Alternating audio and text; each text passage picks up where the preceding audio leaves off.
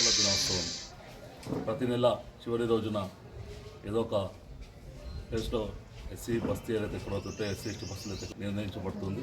దానికి ఎంఆర్ఓ తహసీల్దార్ ఆఫీస్ నుంచి deputy MRO sir గారు వచ్చినారు. తర్వాత మన ఎస్సీ కార్పొరేషన్ ఈడీ బాబు మోజస్ సార్ ఇక్కడికి చేస్తున్నారు. అలాగే ఇండస్ట్రియల్ అసిస్టెంట్ డైరెక్టర్ గారు జయంతి మేడం గారు కూడా విచ్చేస్తున్నారు. అలాగే మన ఎస్సీ సోషల్ వెల్ఫేర్ తులసి మేడం గారు కూడా ఇక్కడ రావడం జరిగింది. అలాగే మన రెవెన్యూ ఇన్స్పెక్టర్ రమేశ్వరి మేడం గారి కూడా రావడం జరిగింది. నేను SC ST P act member vigilance committee subdivision సి ఇక్కడ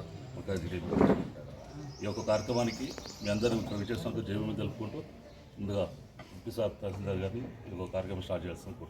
అందరినీ పిలవడం జరిగింది, కానీ మీరు కొంచెం తక్కువ వచ్చారు, రావాల్సి ఉండదు. ప్రోగ్రామ్ ఒకసారి ఈ సివిల్ రైట్స్ డే అని పెడుతున్నాం అన్నట్టు. మనం ప్రతి నెల చివరి 12 దినం రోజున సివిల్ రైట్స్ డే అని మన మండల పరిధిలోని ఎక్కడెక్కడ అయితే అనగానే వర్గాల వారు ఎస్సీ ఎస్టీలు ఎక్కువ ఉన్న ప్లేస్లలో సివిల్ రైట్స్ డే అని పెట్టి వాళ్ళకి ఏమేమి ప్రభుత్వం ఏమేమి హక్కులు ఇచ్చింది, రాజ్యాంగం ఏమేమి హక్కులు కల్పించింది, ప్రభుత్వం ఏమేమి సంక్షేమ పథకాలు కల్పిస్తుంది, సమాజంలో అందరూ సమానంగా రావాలంటే వాళ్ళకి ఏమేమి ఉన్న స్కీమ్స్ ఏంటి, వాళ్ళకున్న రక్షణలు ఏంటి అనేవి దాని గురించి వివరించడం ఈ యొక్క ముఖ్య ఉద్దేశం. దీనిలో భాగంగా మేమేం చేస్తామంటే అన్ని డిపార్ట్మెంట్ల సహకారంతో రెవెన్యూ వారు, పోలీసు వారు, ఎస్సీ వెల్ఫేర్ నుంచి అలాగే జిహెచ్ఎంసీ అన్ని డిపార్ట్మెంట్ల వారు వచ్చి ఆయా వాడలకు వెళ్ళి ప్రజల వద్దకే పాలన అనే దాంతో భాగంగా ప్రజల వద్దకే వెళ్ళి మేము అవగాహన కల్పిస్తాం అన్నట్టు. దీనిలో భాగంగా ఈరోజు ఇక్కడికి రావడం జరిగింది. ఈ ప్రోగ్రాం యొక్క ముఖ్య ఉద్దేశం ఏంటంటే మనకు రాజ్యాంగం చాలా హక్కులు కల్పించింది. మన బాబాసాహెబ్ అంబేద్కర్ గారు వచ్చిన రాజ్యాంగం మన భారతదేశం స్వాతంత్రం వచ్చిన తర్వాత ప్రజలందరూ సమానమే అని ప్రజలకి ప్రత్యేక హక్కులు కల్పించి ఇట్లాంటివన్నీ జరిగింది.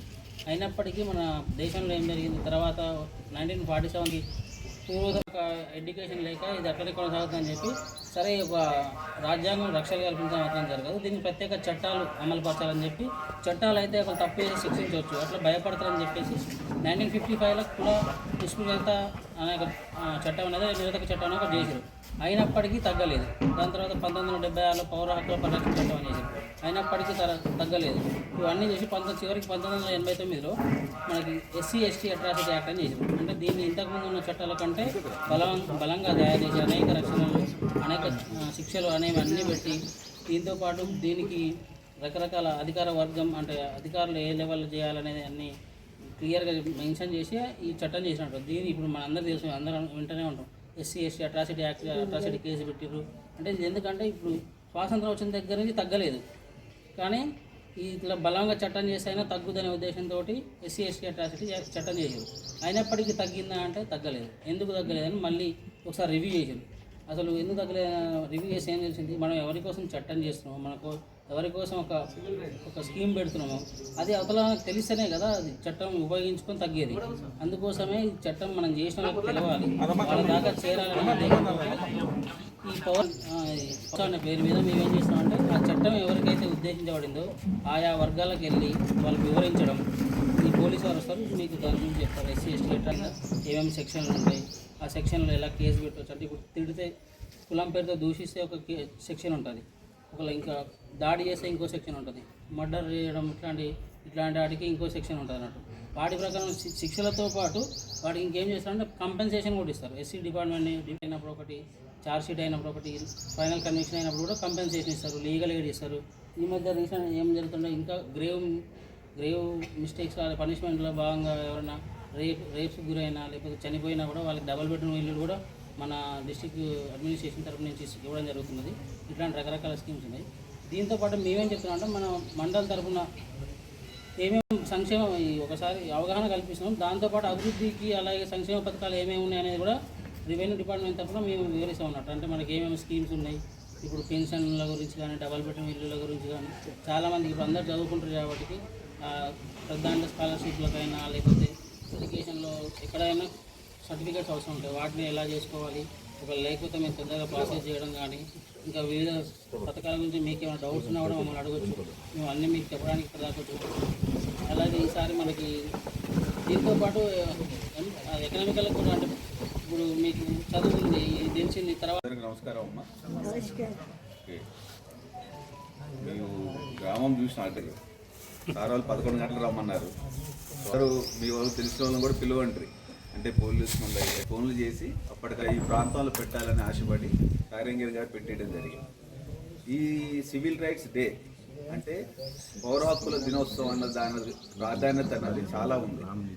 సమాజంలో ఏం జరుగుతుంది, పౌరులకు ఉన్నటువంటి హక్కులు ఏంటి అని తెలుసుకున్నప్పుడు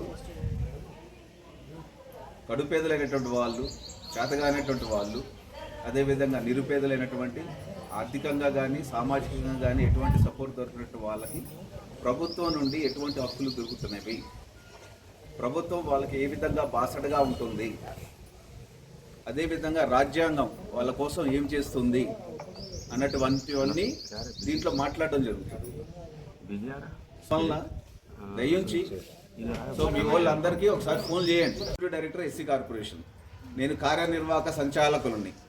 సో నేను మా కార్పొరేషన్ పనులు ఏం చేస్తూ ఉంటుందంటే మిమ్మల్ని ఆర్థికంగా బలంగా చేయడానికి మేము లోన్లు ఇస్తాము, కార్పొరేషన్ నుండి లోన్లు ఇస్తాము, బ్యాంక్ లింక్తో ఇస్తాము, బ్యాంక్ లింక్ లేకుండా ఇస్తాము. అంటే పూర్తిగా సబ్సిడీతో, పూర్తి మాఫీతో మేము ఇచ్చే లోన్లు కొంత డబ్బులు 50,000 వరకు ఉన్నవి. అదేవిధంగా బ్యాంకుతో కలుపుకుంటూ 1,00,000, 2 లక్షలు, 3 లక్షలు అప్ టు 4 లక్షల వరకు ఇచ్చేటువంటివి లోన్లు ఉన్నాయి. ఓకేనా? ఇక్కడ 1,00,000 రూపాయలకేమో 90% మాఫీ ఇస్తాము, 10% మాత్రమే బ్యాంకులు, 10,000 బ్యాంకులు కట్టాలి. అట్లా ఆ పద్ధతిలో 2 లక్షలకి 3 లక్షలకి వచ్చేస్తాము, 20% ఉంటుంది. తర్వాత 4 లక్షకేమో 30% బ్యాంకు వాటా ఉంటుంది. సో ఈ విధంగా కార్పొరేషన్ నుండి మేము లోన్లు ఇస్తున్నాం. పోయినసారి మీకు తెలుసు రాజీవ్ వికాసంలో ఎస్సీ, బీసీ, ఎస్టీ, మైనారిటీ అందరికి కూడా అప్లై చేయడం జరిగింది. అవి పరిశీలనలో ప్రభుత్వం నుండి ఉన్నవి. అవి దాని గురించి ముందుగా తర్వాత వాటి మీద మేము యాక్షన్కి వెళ్తాం ప్రభుత్వ ఆదేశాల ప్రకారం. అది కాకుండా ఎస్సీ కార్పొరేషన్ నుండి మేము ట్రైనింగ్స్ ఇస్తూ ఉంటాం, ఉచితంగా విద్య ఇస్తూ ఉంటాం. అంటే శిక్షణ రకాలు ఉంటుంది, భోజనము, వసతి, శిక్షణ. భోజనం అంటే రెసిడెన్షియల్ స్కూల్ అన్నట్టుగా అక్కడే భోజనం పెడతారు, అక్కడ ఉంచుకుంటారు, వారికి శిక్షణ ఇచ్చి అయిపోయిన తర్వాత 3 నెలలు లేకపోతే 6 నెలలు కోర్స్ అయిపోయిన తర్వాత వాళ్ళకి ట్రైనింగ్ ఇచ్చి, వాళ్ళకి సర్టిఫికేట్ ఇచ్చి, వాళ్ళకి ఒక చోట ఉద్యోగం కల్పించడం జరిగింది. వాళ్ళకి ఎక్కడైనా కానీ ప్రైవేట్ దాంట్లో ఉద్యోగం కల్పించడం జరుగుతుంది. సో ఇటువంటి స్కీము ఒకటి. రెండవది ఏంటంటే ఇంటి దగ్గర నుండే వచ్చి ట్రైనింగ్ తీసుకుని వెళ్ళేటువంటి స్కీమ్. వాళ్ళకు కూడా ఉద్యోగ కల్పన కల్పించడం జరిగింది. అంటే 100%లో 70%, 70 మందికి, 100 మంది అటెండ్ అయితే 70 మందికి ఖచ్చితంగా వాళ్ళు కల్పిస్తానంటేనే మేము ఫీజు వాళ్ళకి కడతాం ఇన్స్టిట్యూట్కి, లేకపోతే ఫీజు కట్టాం. ఈ విధంగా ప్రభుత్వ ఆదేశాలు ఉన్నాయి. ఎవరు ఇన్స్టిట్యూట్ వాళ్ళు మనకు ట్రైనింగ్ ఇస్తారో వాళ్ళది ఎక్కడ నిలబడిద్దో, ఎవరికి మంచిగా అంటే ట్రైనింగ్ ఇచ్చేటప్పుడు కూడా జర ఆ ఇన్స్టిట్యూట్ వాళ్ళ దగ్గర ఉంచుకొని ఉద్యోగం దొరికేటట్టుగా వాళ్ళు ట్రైనింగ్ ఇస్తారు. సో ఆ విధంగా ట్రైనింగ్ ఇచ్చేటువంటి ఇన్స్టిట్యూట్లని కూడా ప్రభుత్వం నుండి, ఎస్సీ కార్పొరేషన్ నుండి నేషనల్ స్కిల్ డెవలప్మెంట్ కార్పొరేషన్ అని భారతదేశంలో నేషనల్ స్కిల్ డెవలప్మెంట్ కార్పొరేషన్ అనేది ఉంది, గవర్నమెంట్ ఆఫ్ ఇండియా ఇన్స్టిట్యూట్. వాటిల్లో రిజిస్టర్ అయినటువంటి ఇన్స్టిట్యూట్లు మాత్రమే మేము తీసుకోవడం జరుగుతుంది. ఆ ప్రామాణికాలు అన్నట్టు ఎస్సీ కార్పొరేషన్ తీసుకుంటుంది, అవలంబిస్తుంది. అంటే ప్రామాణికాలు అంటే ఏంది? ఆ ట్రైనింగ్ ఇన్స్టిట్యూట్లు ఇస్తే కనుక మీకు ఖచ్చితంగా ఉద్యోగం వస్తుంది. అర్థమవుతుందమ్మా? ఆ ట్రైనింగ్ ఇన్స్టిట్యూట్కి ఎటువంటి ఉంటాయి? అక్కడ ల్యాబ్ ఉంటుంది, దానికి ఒక మంచి ఇన్ఫ్రాస్ట్రక్చర్ ఉంటుంది. ఇన్ఫ్రాస్ట్రక్చర్ అంటే ఏమిటి, సౌకర్యాలు అన్నీ ఉంటాయి, మంచిగా టేబుల్స్ ఉంటాయి, వాళ్ళు చదువుకోవడానికి, వినడానికి. ఇదేమిటి మొత్తం పద్ధతి ప్రకారము ప్రభుత్వం ఇచ్చినటువంటి, గవర్నమెంట్ ఇచ్చినటువంటి పద్ధతి ప్రకారము వాళ్ళకి ప్రొజెక్టర్ల ద్వారా, అదేవిధంగా మెటీరియల్ ఇచ్చేటువంటి మెటీరియల్ అదే ఇవ్వాలని ప్రభుత్వ ఆదేశాలు. నేషనల్ స్కిల్ డెవలప్మెంట్ వాళ్ళు కొన్ని ప్రామాణికాలు అంటే ఇవి ఇవ్వాలి ఖచ్చితంగా వీళ్ళకి, అట్లా ఇస్తేనే వీళ్ళకి ఫీజులు కట్టాలి, మేము పైసలు కట్టాలి అన్నటువంటి కండిషన్స్తో మేము ట్రైనింగ్ ఇవ్వడం జరుగుతుంది. ఓకేనా? ఇక్కడ నేను కోరుకునేది ఏంటంటే, మీ కుటుంబంలో పిల్లలు ఉన్నారు చదువుకున్నటువంటి వాళ్ళు, 10వ తరగతి ఫెయిల్ అవ్వచ్చు, 5వ తరగతి ఫెయిల్ అవ్వచ్చు, 8, 10 అట్లా ఉండొచ్చు, ఇంటర్మీడియట్ పాస్ అవ్వచ్చు, ఇంటర్మీడియట్ ఫెయిల్ అవ్వచ్చు, డిగ్రీ పాస్ అవ్వచ్చు, ఫెయిల్ అవ్వచ్చు, పీజీ చేసి ఉండొచ్చు, ఇంజనీరింగ్ చేసి ఉండొచ్చు, లేదా డాక్టరేట్ కూడా చేసి ఉండొచ్చు. సో వీరికి సంబంధించి ఎవరైనా ఖాళీగా ఉన్నారంటే కనుక, వాళ్ళు ఏమైనా విద్య తీసుకోవాలనుకుంటే కనుక మా ఆఫీస్ నుండి mister Sharath and mister Siddharth ఇక్కడే ఉంటారు. మీ మీటింగ్ అయిపోయిందా, మీ వివరాలు ఇవ్వండి. ఓకేనా? మీరు ఏం కోరుకుంటున్నారు, మీ వివరాలు ఇస్తే కనుక మా కార్పొరేషన్ నుండి ఏమైనా ట్రైనింగ్స్ ఉంటే కనుక మీకు తెలియజేస్తాం. ఉంటే కనుక అని కాదు, ప్రభుత్వం నుండి గవర్నమెంట్ ఆఫ్ ఇండియా ఇన్స్టిట్యూట్లో సిపెట్ ద్వారా, అదేవిధంగా నేషనల్ స్మాల్ ఇండస్ట్రీస్ కార్పొరేషన్ ద్వారా, తర్వాత ఎల్జీ వాళ్ళ ద్వారా, తర్వాత ఇట్లా ప్రైవేట్ ఇన్స్టిట్యూట్లతో కూడా మేము టైఅప్ అయ్యి ఉన్నాం. వాళ్ళకు కూడా మేము సిఫారసు చేస్తాం. అంటే ఇక్కడ కోర్స్ అన్నది మీ ఇష్ట ప్రకారం మేము ఇస్తాము. కోర్స్ అనేది మీ ఇష్ట ప్రకారం ఇస్తాం. అంటే ఈ కోర్సు ఉంది వెళ్ళాలని మేము ప్రోద్బలం చేయం. ఒకసారి కాకపోతే ఒక రోజు కాకపోతే ఒక వారం కాకపోతే ఒక నెల కాకపోతే ఇంకో మంచిది నీకు నచ్చినటువంటిది కోర్సుకి వెళ్ళొచ్చు. సిద్ధార్థ్ ఆ అబ్బాయి ఇక్కడ రాసుకుంటాడు. ఓకే అమ్మా. సో కార్పొరేషన్ లోన్లు ప్రస్తుతానికి అయితే కనుక ఆన్లైన్ లేదు. ఆన్లైన్ వచ్చినప్పుడు మీరు ఖచ్చితంగా పెట్టుకోండి. మీకు ఇక్కడ సంబంధిత బ్యాంకు నుండి ఏరియా బ్యాంకు నుండి మీకు సెలక్షన్లు అనేది ఒకవేళ బ్యాంక్ లింకేజ్ అయితే కనుక ఇంకా మీకు ఇంకేమన్నా కానీ అంటే ఇది ఒక విధమైన ఈ 2 స్కీమ్స్ మాకు మేజర్గా ఉన్నవి ఇక్కడ అర్బన్ కనుక. సో మా కార్పొరేషన్ ద్వారా దీంట్లో ఇండస్ట్రీస్ ఉంటాయి, తర్వాత సర్వీసెస్ ఉంటాయి. అంటే సర్వీసెస్ అంటే మీరు షాపులు పెట్టుకోవచ్చు, ఏమన్నా ఇండస్ట్రీ లాంటి చిన్న చిన్నవే, స్మాల్ స్కేల్. పెద్ద స్కేల్ పెద్ద పెద్ద ఇండస్ట్రీస్ మేడం వాళ్ళు ధనికులు, మేము పేదవాళ్ళం. ఎస్సీ కార్పొరేషన్ వాళ్ళు అర్థమవుతుందమ్మా. మేము పేదవాళ్ళకి ఇస్తాము, కానీ వాళ్ళకి మాకు తేడా ఏంటంటే మేము ముందు సబ్సిడీ మీకు ఇస్తాం. సబ్సిడీ అంటే ఒకవేళ 50,000 లోన్ అనుకుంటే పూర్తి సబ్సిడీ కదా, మేము పైసలు మీకు ఇచ్చేసి యూనిట్ పెట్టిస్తాం. ఓకేనా. 1,00,000 రూపాయలు అనుకోర్రి, 1,00,000 రూపాయల్లో 10,000 బ్యాంక్ వాటా, మేము 90,000 బ్యాంక్ వాళ్ళకి ఇస్తూ వెల్కమ్ ఇస్తూ 10,000 వాళ్ళు కలుపుకొని మీకు యూనిట్ పెట్టిస్తారు. పెట్టించిన తర్వాత మేము కూడా ఇన్స్పెక్ట్ చేస్తాము, పెట్టిరని నిర్ధారణ చేస్తాం, గ్రౌండింగ్ సర్టిఫికేట్ తీసుకుంటాం. మళ్ళీ చెప్తున్నాను, రెండోసారి చెప్తున్నాను, మేమేం చేస్తాము, సబ్సిడీ అన్నది ముందు మీ అకౌంట్లో వేస్తాం. నీకు ఎందుకు వేస్తాము, నేను ఇప్పుడు చెప్పిన మేము పేదవాళ్ళమని. మేము పనిచేసేది కూడా పేదవాళ్ళ కోసమే.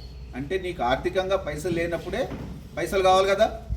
సో కార్పొరేషన్ ఏం చేసిద్దంటే నీకు దగ్గర నీ అకౌంట్లో ముందు పైసలు వేసి ఉట్టి 10,000 మాత్రమే, 1,00,000కి అయితే బ్యాంక్ వాళ్ళని కలిపి టైఅప్ చేస్తాం. ఎందుకు బ్యాంక్ వాళ్ళు, ప్రభుత్వంలో కూడా కొన్ని సిస్టమ్స్ ఉంటాయి కదా, పైసలు ట్రాన్స్ఫర్ చేసేది, ఆ ఇన్స్టిట్యూట్ నువ్వు అక్కడ కూడా తలుచుకున్నావు ఆ ఫామ్ వాళ్ళకి ఇవ్వడము, కొద్ది గవర్నమెంట్ రూల్స్ ఉంటాయి కదా, ఆ రూల్స్ ప్రకారం పైసలు అనేవి వాళ్ళకి ఇస్తూ మీరు యూనిట్ పెట్టుకోవడం అనేది ఇవన్నీ జరుగుతుంది. ప్రోత్సాహకంగా మేము మేము ఉండటం జరుగుతుంది.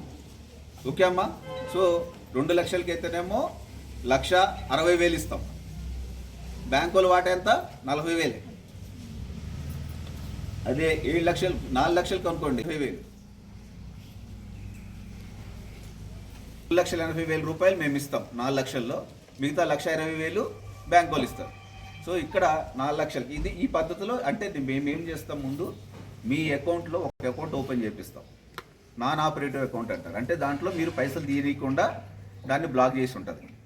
ఓకే అమ్మా. లోన్ శాంక్షన్ అయిన తర్వాత కలెక్టర్ గారు ప్రొసీడింగ్ శాంక్షన్ ఆర్డర్ ఇస్తారు. మీకు మంజూరు అయిన ఆర్డర్ ఇచ్చిన తర్వాత ప్రభుత్వం నుండి మీ అకౌంట్లో పైసలు తర్జుమా అవుతాయి, అక్కడ నుండి ట్రాన్స్ఫర్ అవుతాయి. ట్రాన్స్ఫర్ అయ్యి మీ అకౌంట్లో ఉంటాయి. ఇక్కడ 2,80,000 కార్పొరేషన్ ఇచ్చిన తర్వాత 1,20,000 బ్యాంక్ ఆయన కలుపుకొని మీకు యూనిట్ ఇచ్చేస్తాడు. ఏ యూనిట్ అయినా కానీ, యూనిట్ అంటే అది కిరాణా అవ్వచ్చు, ఆటో అవ్వచ్చు, లేకపోతే ఏదైనా కానీ, ఇది అది అని ఏం లేదు, ఏది నచ్చితే అది ఇస్తాం. ఫ్యాషన్ డిజైనింగ్ వెళ్ళిన వాళ్ళు, ఒకవేళ టైలరింగ్, తర్వాత మగ్గం వర్క్స్, లేదంటే కనుక ఆటోమొబైల్ షాప్ పెట్టుకుంటారు, ఏదైనా కానీ ఏది నచ్చితే అది ఆ స్కీమ్లని ఇస్తాం. జ్యూస్ సెంటర్లు చిన్న అమౌంట్లు అయితే, పాన్ సెంటర్లు 50,000 అనుకుంటే, అటువంటివన్నీ ఏవైనా కానీ మేము కార్పొరేషన్ నుండి ముందుగా మీకు అమౌంట్ వేసేస్తాం. ఒకవేళ 50,000 అయితే పూర్తిగా ఉచితమే, నువ్వు యూనిట్ పెట్టడమే లేటు. అదే 1,00,000 2 లక్షలు అయితే బ్యాంకులతో టై ఉంటుంది, 4 లక్షల వరకు బ్యాంకులతో టై ఉంటుంది. ఓకేనా. ఈ విధంగా మేము పేదోళ్ళం అంటే ముందుగా వ్యక్తికి మేము ఇచ్చి పేదోళ్ళు అన్నాను. ఇక్కడ ఏంటంటే పేదోళ్ళు అని ఎవరు నిర్ధారణ చేస్తుందంటే ప్రభుత్వ ఆదేశాల ప్రకారం అర్బన్గా 2 లక్షల రూపాయలు ఇన్కమ్ సర్టిఫికేట్ ఉండాలి. అర్బన్ అంటే మన ఏరియాకి ఎక్కువ 2 లక్షల రూపాయలు ఉండాలి. జరా దానికన్నా మించిందంటే నువ్వు పేదోడు కాదు, తెలుసు కదా. ఓకే. సో 2 లక్షలు ఉన్నటువంటి వాళ్ళకి మాత్రం మేము చేస్తాం. అదే మేడం వాళ్ళు అయితే కనుక ఇండస్ట్రీస్ డిపార్ట్మెంటు, వీళ్ళకి ఇన్కమ్ అవసరం లేదు. ఓకేనా. ఇండస్ట్రీస్ డిపార్ట్మెంట్ వ్యత్యాసాలు చెప్తున్నాయి, ఎందుకంటే 2 సంస్థలు పనిచేస్తుంటాయి ఆర్థికంగా. ఎస్సీలు, ఎస్టీలు, బీసీలు కమ్యూనిటీ ప్రకారంగా వాళ్ళ అభివృద్ధి కోసం, ఆర్థికంగా అభివృద్ధి కోసం అని. వీరు అయితే కనుక ఎస్సీ, ఎస్టీ, బీసీ, ఓసీ అందరికి పనిచేస్తుంటారు. సో ఎస్సీ కార్పొరేషన్ సంబంధించిన, ఎస్సీలకు సంబంధించిన దాంట్లో కూడా వీరు ఎటువంటి ఇన్సూరిటీలు అటువంటివి లేకుండా ఇచ్చేటువంటి 2-3 స్కీములు ఉన్నాయి, మేడం గారు చెప్తారు. సో మేము మాత్రం చేసే మాత్రం ఖచ్చితంగా మీకు ముందు ఇస్తాం. వీరిది ఏముంటుంది అంటే ముందు మీరు పెట్టుకోవాలి, మేడం వాళ్ళ దాంట్లో ముందు మీరు పెట్టుకోవాలి. ఆర్థికంగా ముందు మీరు సబ్సిడీ పెట్టుకుంటే ఆ తర్వాత వాళ్ళు రిలీజ్ చేస్తారు. ఇది వ్యత్యాసం. ఓకేనా. ట్రైనింగ్కి ముందు ప్రాధాన్యత ఇవ్వండి. ఎవరి పిల్లలు ఉన్నా కానీ, మీ పిల్లలు ఎవరున్నా కానీ ఖాళీగా ఉన్నారంటే వారి వివరాలు ఇవ్వండి. మేము ట్రైనింగ్తో పాటు ఎంటర్ప్రెన్యూర్ డెవలప్మెంట్ ప్రోగ్రామ్స్ కూడా చేస్తూ ఉంటాము. ఎవరైనా చదువుకున్న పిల్లలు ఉంటే కనుక వాళ్ళకి స్పోకెన్ ఇంగ్లీష్ అటువంటి ఇచ్చి స్పోకెన్ ఇంగ్లీష్ ఇస్తూ కంప్యూటర్ ట్రైనింగ్ ఇస్తూ వాళ్ళకి ఉద్యోగాలు ఇచ్చేటువంటి ఇన్స్టిట్యూట్లు కూడా ఉన్నాయి మన దగ్గర. సో మీ వివరాలు అందరూ ఖచ్చితంగా మిస్టర్ సిద్ధార్థ్కి ఇవ్వండి, ఆయన రాసుకుంటాడు. సార్ కూడా శరత్ సార్ కూడా ఉంటాడు, ఆయనతో పాటు మీరు అందరూ ఖచ్చితంగా ఇవ్వండి. ఇంకేమన్నా మీకు ఏమైనా డౌట్లు ఉంటే నన్ను అడగండి. ఓకే, బెడ్రూమ్ మాట్లాడదాం. తర్వాత నేను మాట్లాడినట్లు నాకేమన్నా మాకు అర్థమవుంది ఏమన్నా ఉంటే చెప్పు. పిల్లలు ఉన్నారు కదా చదువుకొని జాబ్ లేకుండా ఇళ్ళలో పిల్లల గురించి మనం అడిగితే అడగండి అన్న, మీరు కూడా అడగాలి. మీరే నలుగురికి చెప్పాల్సిన. ఇలాంటి మీటింగ్లు పెట్టినప్పుడు ప్రజల వద్దకే పాలన అన్నట్టుగా అధికారులే మన బస్తీలోకి వస్తున్నారు. సార్ అక్కడ మేడం గారు కలుస్తారా? ఎస్సీ కార్పొరేట్ సోషల్ వెల్ఫేర్ నుంచి కలవరు కదా, ఇక్కడ పోలీస్ ఆఫీసర్ కలుస్తారా? కలవరు. పోలీస్ స్టేషన్ పోతే వాళ్ళు కలుస్తారు, ఎంఆర్ఓ ఆఫీస్ పోతే వీళ్ళు కలుస్తారు, కలెక్టర్ ఆఫీస్ పోతే సార్ వాళ్ళు కలుస్తారు.